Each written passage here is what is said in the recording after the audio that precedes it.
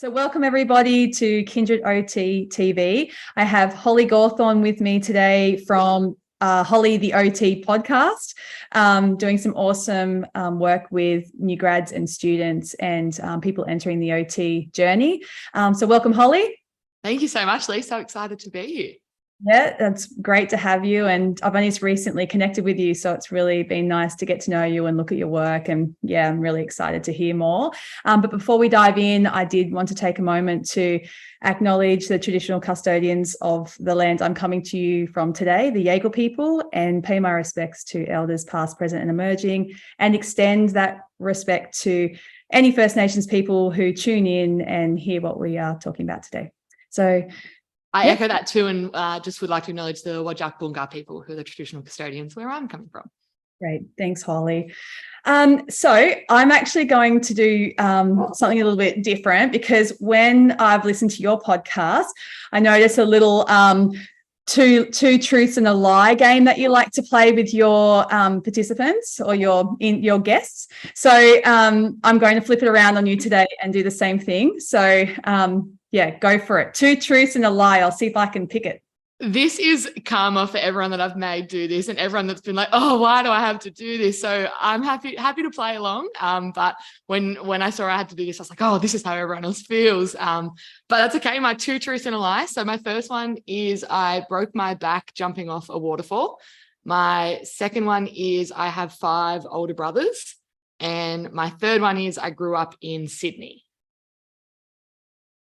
I'm going to go option 2. I know you grew up in Sydney because I read it. And I've seen people do the gnarliest things off waterfalls, and many should not break themselves. It's the only thing that I'm thinking. And I just think it's plausible, like that. Yeah, 5 brothers. You're right. I only have 4 brothers. So it was a little detail lie, but yeah, broke my back in my final year of high school, 2 weeks before the HSC. So did my HSC in a wheelchair and a back brace, and yeah. All the good stuff. Incredible. And how are you now with it all? On the mend?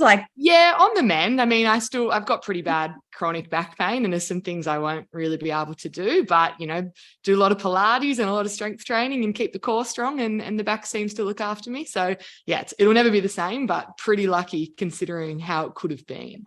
Yeah. Wow. What a wild story, which is good to set the tone, because I am going to ask you about some of your stories today. And before we dive in, I saw on your story you're receiving awards. Tell me about your awards that you're receiving this year, and you're heading to Darwin. Is that right? I am, yeah, to Darwin in October. I'm the finalist in 2 categories, which is pretty surreal. So one of them is the Rural and Remote Excellence category, and the other one is the Early Year Excellence. So the Rural and Remote one, I was nominated by someone that listens to my podcast, which is really, really cool. And then I saw the Early Year one and thought, oh, I've done a bit in my few years being an OT. So I gave it a crack and applied myself for that one too. And yeah, a finalist for both the categories. So really stoked. The lineup for both of them is just wicked. That's just an honor to even be on the same post with some of the names. So yeah, just really excited, keen to head up to Darwin and do a bit of a holiday while I'm there. But yeah, just happy to be a finalist. I think it's pretty cool. Yeah, it's awesome. I saw, yes, like I said, saw in the story and went, oh, that's cool. I did an interview.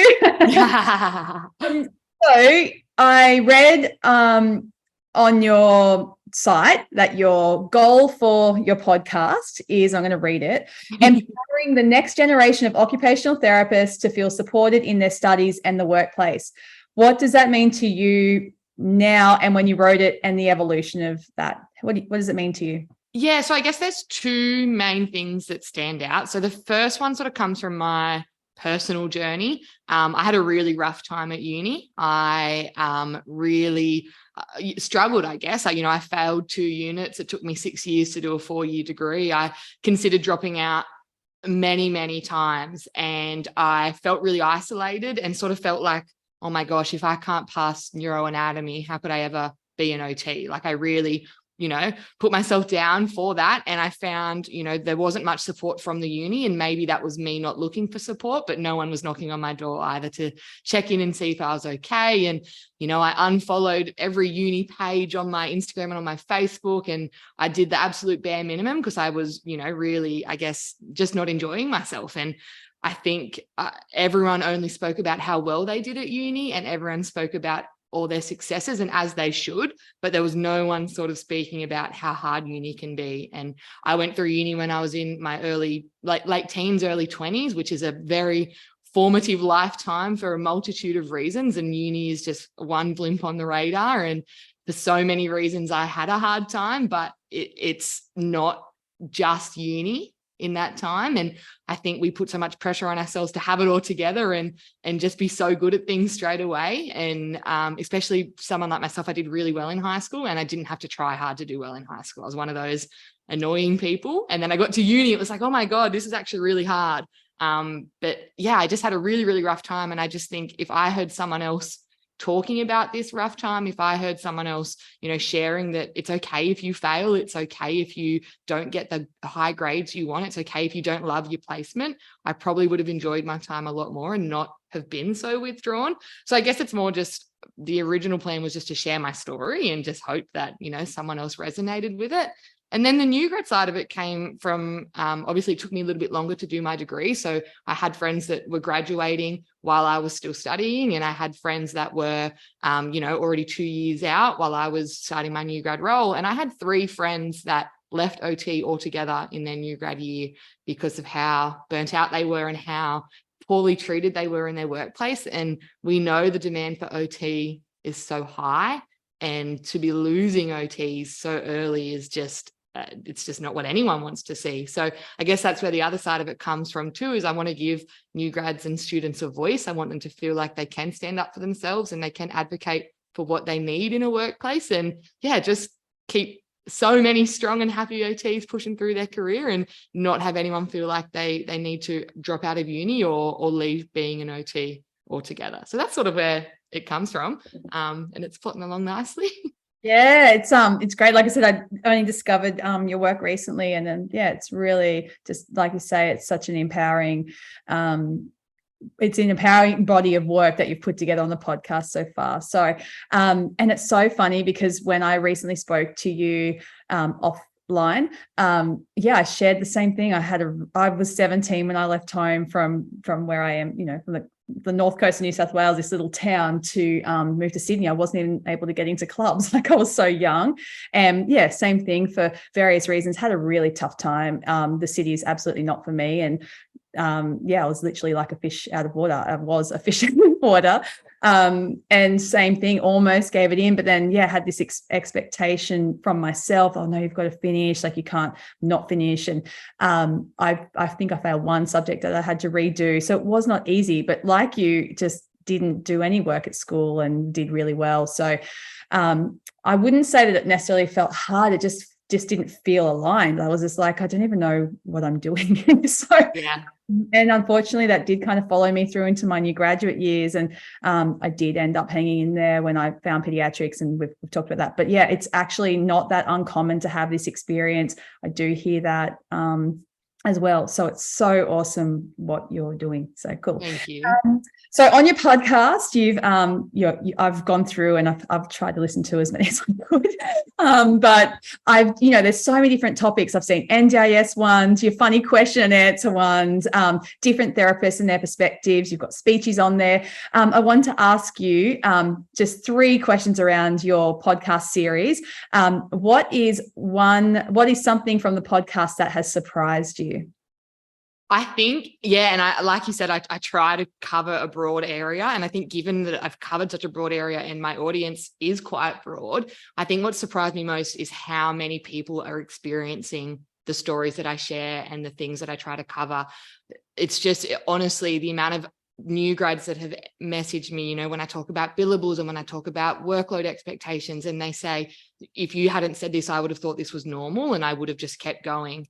And it's really a shame, you don't really learn about billables at uni. You don't really learn about the workplace side of things. You learn how to be an OT, which is so important, but you don't learn how to stand up for yourself in a workplace. You don't learn, what is an appropriate amount of work for a new grad, what is an appropriate amount of supervision. And if no one's telling you, you don't know any different. And people don't really like to have these conversations with each other. So every time someone reaches out and just sort of reaffirms why I'm doing what I'm doing, it's nice to know, but it's I guess, not nice at the same time. Like it honestly blows me away. Yeah, it is alarming. It's so alarming. And it's surprising that not more is being done about it too. I think it's more of a sink or swim mentality, and you either survive your new grad year or you don't survive your new grad year. And that's, I don't like that. Yeah, and I think new graduates now, and around the time of your new graduate time and the podcast, we're entering a time where, so when I came through, there really weren't a lot of businesses. Most people work for health or NGOs. There was no NDIS, there was no HACRA even, so there weren't really a lot of these pop-up businesses everywhere you go. But in your time, NDIS came in, and obviously that comes with it quite a lot of funding, and the increase for the demand for OTs is there. And we definitely see different people respond to that in different ways. But you have come into uncharted territory, which kind of explains why I guess it isn't spoken about much and people aren't really sure and haven't had this education. So it just really reinforces how important the work that you're doing is. So yeah, that's cool. Yeah. So tell me something from the podcast series that has empowered you as a... Oh, I love this question. Yeah, I guess, when you start something like this, you don't really think who's going to listen. It still blows me away when I look at the stats and I see that people are listening and people are actually resonating with what I've said. Like, I don't put any thought into what I say. Honestly, I could talk underwater. I just sort of talk. So every time I get a message from someone that sort of says, your content helped me, your content gave me the sort of confidence to have a tricky conversation. I've had people that have said, your content made me realize I wasn't happy in my workplace and I've quit my job. I've had people that have messaged and said, your content helped me go and take a rural job, which is what I'm all about. I'm all about getting people to go rural and work remotely as well. And yeah, knowing that people are listening and taking on board what I have to say and actioning something in their life. Like, my friends will tell you, like, if I see my friends aren't happy with something, I'm that annoying person in their ear, like, change it, do something about it. I live a very, some might say, sporadic life. I change things quite quickly. And if I'm not happy, I'll move on and I'll go and do what makes me happy. And I try to push my friends to do that around me, and my partner and my family. And now I'm sort of projecting that onto the podcast community and try to give people the confidence and the skills that if they're not happy with what they're doing, go and change it. And yeah, knowing that people message me and go out of their way to send me a message. Like, we're all busy. So the fact that people are putting time and effort into messaging me and letting me know that that what I've put out there has helped them, like, that empowers me absolutely. And yeah, it just makes me keep doing what I'm doing. Like, podcasting can be quite tiring and sometimes you've got to really find the time to do it, but knowing that people are enjoying it, yeah, I'll just keep doing it until I can't no more. It's so awesome, and it just sounds like you're inspiring so many people, which is cool. Although I don't know how I would feel if someone said, "Hey, I listened to your podcast and I've quit my job." I don't know if I could cope with that. I don't know if I have the emotional capacity to hear someone quit their job because of me. Like, then I'd be like, what if their life now falls apart? They've got no money. I'd be like panicking. So I'm glad you're okay with that. The first time someone messaged me, I definitely was a bit panicky. I was like, oh my gosh, is this what it's come to? I'm just telling everyone to leave their jobs. But I think sometimes people don't think they can leave jobs. So I think, if people want to do that, then they can. But yeah, sometimes I have to turn off the phone and not engage today because that would stress me out. That one I meant. Did you think it through? Yeah. So on that note, then, you're out there inspiring. What has from the podcast inspired you? Every person I've spoken to, every person I've interviewed, I just love, and I always ask similar questions in, like, what was your journey to OT? What was new grad life like? And every single person has had a different answer. Every single person has had a different journey, and every single person has had a different barrier that they need to overcome to get to where they are in their career. And, people still have a long way to go, but I just love hearing how other people, like, overcome barriers and overcome, like, things that were stopping them from doing what they wanted to do and making the most of that. And I just, when people open up and share their stories on the pod, and that's really vulnerable to do that, knowing that people might listen and old employers might listen. And, I don't take it with a grain of salt that it's really hard for people to come on and do that. So yeah, I just love listening to everyone's stories that comes on the pod, and it's so inspiring. Everyone's got a different journey, and I think that's the coolest thing about OT. Yeah, I agree. It's actually, as I'd mentioned to you, the Kindred platform came from the OT brunch, and the OT brunch, was a series throughout COVID. Really, it was that 12-month kind of thing. But I didn't want to do another series. Everyone's like, "Oh, you're doing another series?" I was like, "No, I don't. I've done it." But I still wanted to connect with everybody and hear everybody's stories. And same kind of thing. There's just this really, I just feel so connected. I used to feel like I was kind of sitting around a table and having conversations and learning, and it inspires you, empowers you. It's such a cool thing to do. So I think I share that with you, this this juicy need for connection maybe, but yeah. And I also think like podcasting and talking openly, it's not everyone's cup of tea. Like it's not everyone feels confident enough to just get on and talk. And like most people that come on the pod, when they start off, they always say like, I'm really nervous. Like I really don't know what to expect. And by the end of it, we're just like two friends having a chat. And I think that's inspiring as well. Like people getting out of their comfort zone, knowing that their story might help someone else going through a similar experience, and sort of breaking down that worry and that anxiety, and giving something new a crack. I think that's super inspiring too, because I have to remember not everyone loves to talk and not everyone loves to put themselves out there. And yeah, I just love when people try something new and give it a crack, because it always just turns into a chat, and it always just turns into something really lighthearted. But I totally understand the sort of the worry that comes with that if you've never done it before. So I love that. Yeah, totally. I agree. We did the same. Like I think Dave's interview was ended up being like a 3-hour Zoom recording.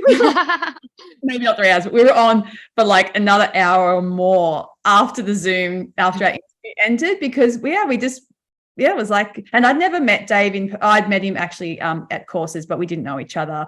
And but yeah, you get chatting, and they're people who you resonate with, and just love hearing, like I say, other people's stories. So totally agree with that. Now on to the second part. You did mention earlier that you're all about rural health and getting people into rural health, and you're in Western Australia. Tell me about I guess rural health from your perspective, what a typical day might look like. What's it about for you? Yeah, so my love for rural health started when I did my first placement. I sort of did it as like they told us, pardon me, that everyone has to go and do a rural placement. So I was like, all right, I'll be smart. I'll do it in my first year. I'll do a 2-week one, and that'll be me done. And then I ended up doing 3 out of my last 4 placements as rural placements, because I just loved it so much, and the gratitude that I felt on that first placement from the families that we were able to see and reach. And it was just incredible. I also love travel. I love going to new towns. I love being in the car. So on this placement, I was like, wow, I'm working as an OT, and I'm seeing places I've never seen before, and visiting people that wouldn't get an OT otherwise. Like, this is pretty cool. So I sort of delved into it a little bit more. And then I went through a bit of a life epiphany stage. When I was in my final year at uni, I broke up with a partner, as you do in your early 20s, and I was living in a small town down the south coast, and had to leave that town just to sort of move on, and wound up in Newcastle on the east coast on a road trip, and had to stop in because my car broke down and I needed to get it looked at. So I had no plans to stay in Newcastle, so it was there by accident, and I got there and I just loved it. So I was in this place where I needed to find somewhere new to live. I'd never been there, and just loved it straight away. Fast forward about 2 weeks, I'd done a Google search, and I found a company based in Newcastle that also had an outreach clinic. So they had an outback clinic in Lightning Ridge in outback New South Wales. And I was like, wow, how cool. I can live by the coast and go and do outreach, and how cool. That's everything I ever want. Like, I love the coast, I love the outback, and I can do it all. And so fast forward, did that job as an allied health assistant and a admin while I finished my degree. It was COVID time, so everything was online, and started when I graduated doing a little bit of outreach. So it was 1 week a month I was going out, and fell in love with it. Just fell in love with the driving out there.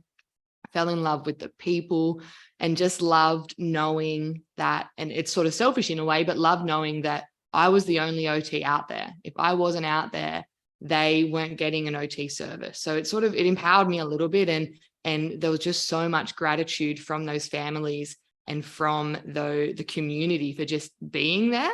So, you sort of work metropolitanly and you have to really bend over backwards to get that appreciation and that gratitude. And I felt that gratitude from the moment I crossed over the welcome sign and like entered the town. So it just really helps that, filling the therapist cup and feeling like you're really valued.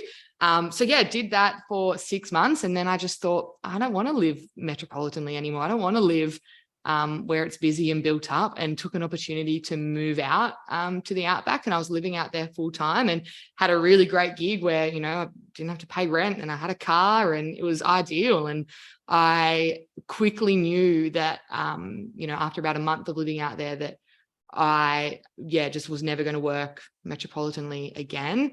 The idea of it sort of gives me goosebumps of having to work in suburbia, and it sounds a bit arrogant, but the appreciation you get working remotely and just being able to travel and visit Indigenous communities. And I have such an appreciation for our First Nations communities, and I only got that, and in the most transparent way possible, I only got that when I went out there and visited. Like we all, when we work, metro and we do our uni in the city, like you learn cultural awareness and you learn what it means to support Indigenous communities. But it's not until you're out there and doing it that you actually see the impact you can have. Just fell in love with it. And now we're over in WA and had to move to the city, which is a bit of a talking point. And I just was like, I don't want to work in the city. So I'm working some outreach jobs now that base themselves from the city while we're here for the next couple of months before we can move back bush, which will be the best day of my life. I did hear on your last podcast that you've now got a job, this one I think you're speaking of, and it's Fly to Health. Is that what it's called? Yeah, Fly to Health. Yeah, in Perth. Yeah, and you're flying or driving out to an outreach position. Yeah. Yeah. So you've paved the way for me, but I guess is this a small time gig? You're not staying there. It's an interim thing, or what's your plan? Yeah. So the plan is over the next 5 years, we want to live in every state and territory of Australia, and just, we're young, we've got no commitments, no kids anytime soon. And just, this is the time to sort of travel and live. And I just love Australia, and I just love how different and diverse Australia is. And I just want to live everywhere. My partner always says, like, if you could live in every town for a month at a time, like, you would. And I was like, well, yeah, I would. So we're in Perth. Yeah, why not? We're in Perth. My partner works in mining, so does fly in, fly out, and it's just a good opportunity to base ourselves in Perth for a little bit. So we're going to do that for probably 6 to 12 months, and then we're going to move up to the Pilbara, live up in Broome for a little bit, and work up there. So here for a short time. Starting to love it, but obviously just missing being out bush. But lucky that I've landed in a role where I can still do the outreach and do the rural work that I love so much. Yeah. Have you spent much time in the Pilbara? I haven't, no. He asked this because my husband was FIFO for 10 years, and I think 9 of those years, the resistance was, there's nothing out there but red dirt, but there's just something about the Pilbara. That's what I'd hear. So I'm like, no, I come home. He's like, yeah, I know. Like, I mean, the work was good too, but he would say there's nothing there but red dirt, but there's just something about the Pilbara. So, and Lightning Ridge was like that too, like similar, that there's nothing out there. I mean, Lightning Ridge, the town itself, there was stuff there, but when you're driving, like, there's really nothing out there. And it's hard to explain. Like, I grew up my whole life thinking that I'd be by the coast forever. And, maybe I will end up by the coast again. But right now, now that I'm back in a city and I don't have the openness around me, I didn't realize how crucial that was for my mental health. And I'm very much an environmental person, and my environmental surrounds are imperative to my mental health. And I didn't realize that until I sort of left. So I think the Pilbara will be very similar for us in just that. Yeah, I think we will love it. And if we don't, we'll go somewhere else, but got to give it all a crack. It'd be like Holly the Gypsy podcast, dude. No, just gypsying around. That's the plan. like, this is like so eerie for me because all your answers, it's just like, that's me, that was me, that's me, that's me. But I don't like this. I just like it's so funny. And even, with the rural outreach, so even where I'm based here in Yamba, I do outreach out into Indigenous communities as well. And because I love it. It's like there's so much work and it's not a need per se, but I'm like you, I just love the work so much. I love the people. I love the communities. I love the little school I go to. It just lights me up. And it's I feel like it gives you an opportunity because you are the only OT. It gives you this opportunity to go back to some of the grassroots of OT, capacity building, really working with people across all of their environments. And it's just so awesome. So yeah, I'm just hearing all your answers. I'm like, literally rob my story from But that's what I loved about Lightning Ridge as well, is that, and it'll be similar in WA. We've only just got here, so I haven't had that much experience over here yet. But in Lightning Ridge, being the only OT, I would go to school and I'm not just seeing the kid at school. I'm talking to the SLSOs. I'm talking to the teachers. You go down to the preschool. Everyone knows who you are. And I did so many trainings and extra capacity building with everyone around, not just the kids. Whereas when you, I guess, working Metro, like you're one of 10 OTs coming into the school that day. It's not that they don't want to, but they don't have the time to spread themselves across every therapist that comes in. The connections I made and the collaboration I worked with teachers out west was just so so empowering. And I think it made me find this whole new area of OT that I didn't realize I enjoyed doing, and that's training and upskilling and sort of spreading our OT knowledge to everyone, because there's so much that we can teach and there's so many people that want to learn. And I find, out west, people just have a little bit more time to learn and a little bit more capacity to learn. Whereas, and I've worked a little bit metropolitanly, I haven't worked heaps, but it's just not the same experience from what I've heard. But yeah, there's so much more willing to learn. There's this they'll pull you up in the playground or the corridor and be like, oh, I just want to run this past you. And there's just so much, it just feels so welcome. And there's a proper collaborative two-way learning. I just really enjoy that style of OT, and it feels like that's what OT was meant to be for me. So it's awesome. It's so nice to hear you say the same things, because sometimes I think, it's just me. But I think it's so relationship based as well. Like if you're, out in Lightning Ridge, I'd be going to there's only the one school in town. I'd be there 4 out of 5 days a week. I'd go in the morning, I'd come back in the afternoon.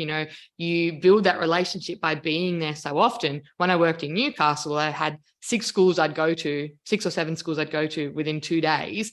You literally are just there to go and see that kid, and you see the teacher in the classroom and you see one office lady. But when you're there all the time, like they bring a face to the name, they ask at the staff meeting, who's that person? Like, what are they doing? And it takes time, but I think just having that presence and being a familiar face, helps that relationship, blossom and people come to you, I find. I totally agree. Now, for those who, because obviously you're almost on a recruitment drive most of the time about rural health. So for those who every time they hear the word outback just automatically think of Wolf Creek, have you got any happy, great, amazing stories or story you could share that might inspire or sway someone who's on the fence to maybe head on out and, jump in? I absolutely do. I love this question because I think it was my second week of living in the outback. And I'd obviously been visiting, doing my outreach, but this is my second week of it being home, and I was away from family. Anyway, so I was driving out to the next town. So the towns are about an hour and a half apart, and my car broke down, engine blew up, like it was broken. It was 5 a.m. in the morning, and there was no reception where I was. I usually have an emergency beacon phone for when we go forward driving, but didn't have that. So it was just me, no one around. And the first thing that comes to my mind is Mick Taylor, Wolf Creek. That was the first thing I thought of. And I was like, oh my God, what am I going to do? Like I was so overwhelmed. And I think like for a town of, 1,000 people, I think probably 50% of town drove past that morning, coincidentally, and 98% of the people stopped.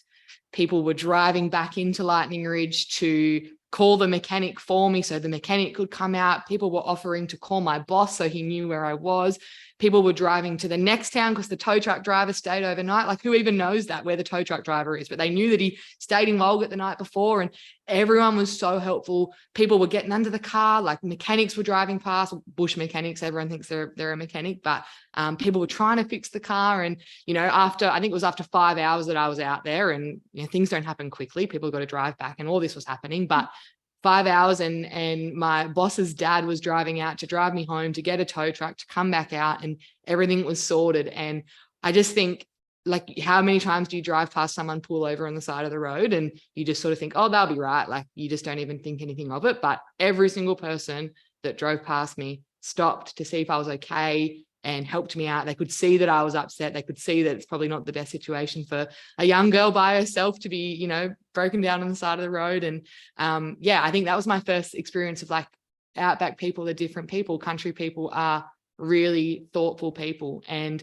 you know, there's so many other stories of nice moments, but that was my sort of standout one, because I think, yeah, the fact that the first thing I thought of was Wolf Creek made me think of that.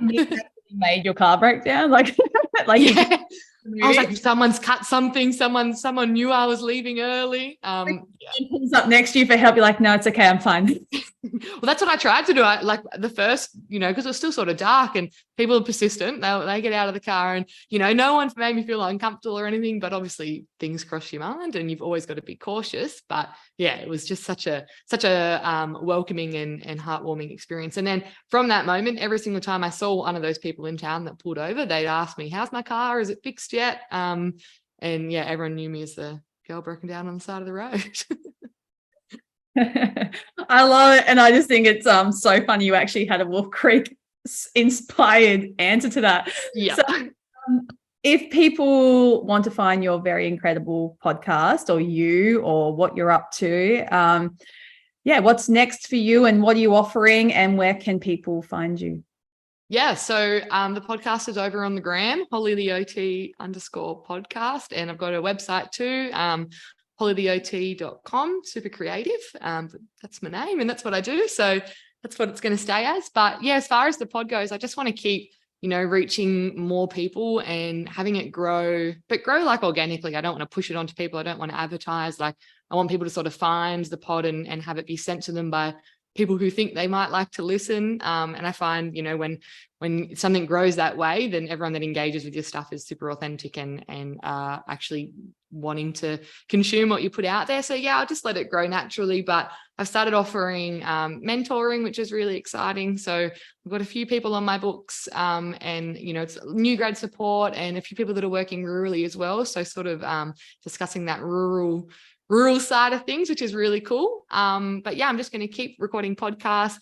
I'm launching actually, I might talk about this. This is fun. I'm launching a feel good project, is what I've called it.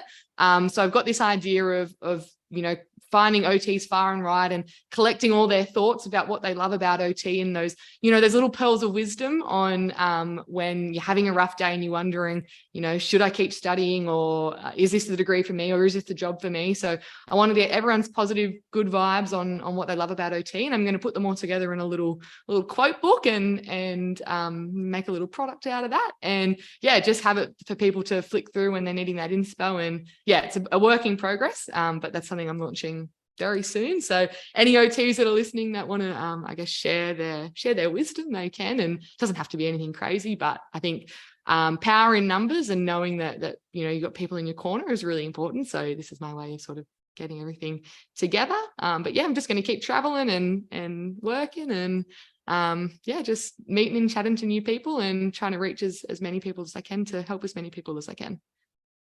Sounds pretty much like you've cracked the code to me. So that sounds like a dream. You've found the dream, living the dream. Living the dream. I try to. Yeah, that should be the motto. Holly the OT, living the dream. Living the dream. With a broken down car in all stations. Newcastle, I'm thinking just a new car now. Like, yeah. Thank you so much for jumping on and sharing with me today. I've really enjoyed chatting with you. And like I said, I feel there's just so many overlaps in my own experiences, and hearing you share and the enthusiasm for what we do. It's really exciting. So thanks again. And yeah, check out Holly's podcast, particularly if you're a new grad or a student. There's a lot of support on there. So yeah, thanks again.